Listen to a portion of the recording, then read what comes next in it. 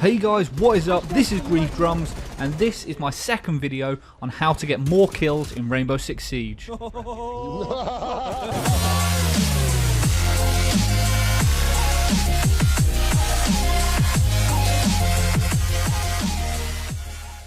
How's it going, guys and girls? If you haven't already seen my first video on how to get more kills, there is a link in the description below, and there will be a link at the very end of the video, so make sure to check that out first. I just wanted to talk a little bit more about some other ways to help people get more kills.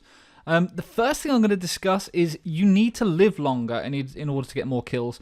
Now, I know this sounds kind of stupid, and you would automatically assume that, well, yeah, obviously, but a lot of people go running into combat. This isn't Call of Duty, you can't just respawn, so as a result, living longer means being more cautious and taking your time a lot more. Knowing when to back away from a situation is by far the key to living longer, and in turn getting more of these kills. You're not going to win every firefight you go into, so as a result, you have to back away and come at it from a different angle. If you do get into a prolonged firefight and you run out of rounds in your magazine, you've got three choices.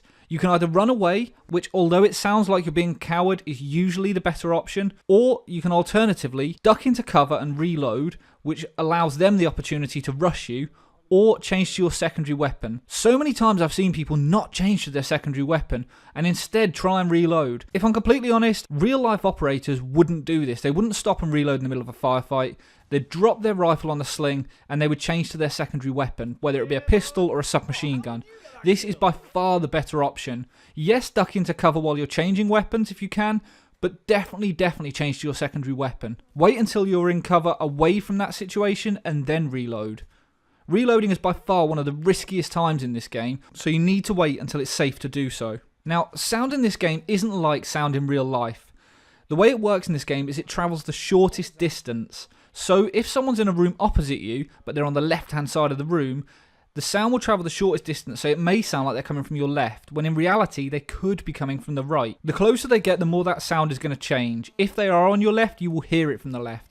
So you've got to pay particular attention to it. By buying a decent headset that's got this stereo sound system, you will definitely survive a lot longer. You can pick one of these headsets up for about £30. The Turtle Beach XO1 is awesome and does exactly what it says on the tin and is really cheap. So there's no excuses, guys. I've played so many games in which I'm using my headset and the people in front of me are just listening through a TV.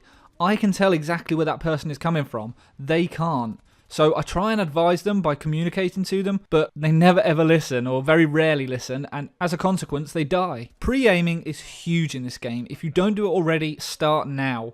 Before you go round a corner, already have your rifle up. Although it only takes a fraction of a second to lift it up into the aiming position, by already doing this, you're a step ahead of the enemy. Following this, pre-firing. Now, pre-firing is definitely by far the best way to get more kills in this game. If you stick your head around a corner and you know where someone is, duck back into cover, and then as you go back out, pre-aiming at the spot that they were at, start pre-firing before you expose your body. If you start shooting after you've exposed your body, there's a half a second time for that bullet to actually travel towards the enemy. If you start pre-firing and the bullets are already 3/4 of the way to them by the time you're fully exposed, you're onto a winner. You are definitely going to get that kill. Obviously, accuracy does play a big part, and I would definitely suggest that people play around with their settings. The game comes preset, I believe, 3 for horizontal and vertical sensitivity. I can't remember completely off the top of my head, but I've really adjusted mine, and you need to find what works for you.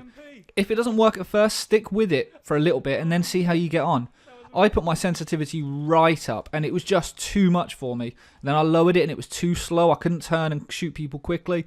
And after a lot of messing around, I finally sort of found that sweet spot. So definitely have a look at the settings.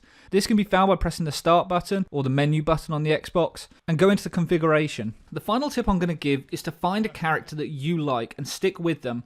A lot of people went out and bought all of the operators they could at the very beginning, and as a consequence, they sort of got okay with many of them, but not brilliant with 1 or 2 of them.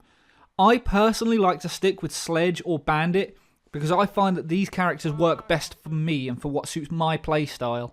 The more I play with them, the more I perfect the way these characters move. I know the speed of them, I know what they can do, and whenever I decide to change to a different character, I end up pressing something like Grenade when I actually want to use Sledge's hammer. So I would definitely suggest sticking with a character, certainly for a short amount of time. seeing how they work for you, and then if they're not working, pick a different character, try them. Each operator in this is completely unique. The way they move and the recoil on their guns can be extremely different from one character to the next.